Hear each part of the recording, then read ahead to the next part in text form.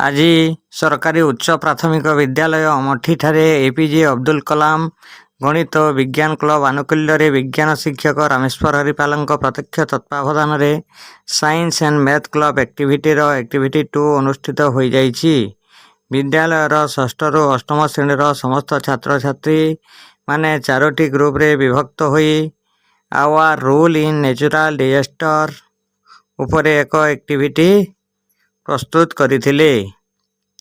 Group 1 ବନ୍ୟା, group 2 ବାତ୍ୟା, group 3 ଅଂଶୁଘାତ ଓ ଗ୍ରୁପ 4 ଭୂମିକମ୍ପ ଉପରେ ପୋଷ୍ଟର ଅଙ୍କନ କରି ବ୍ୟାଖ୍ୟା କରିଥିଲେ। ପରିଶେଷରେ ପ୍ରଧାନ ଶିକ୍ଷକ ସମସ୍ତ ଛାତ୍ରଛାତ୍ରୀଙ୍କୁ ଧନ୍ୟବାଦ ଅର୍ପଣ କରିଥିଲେ।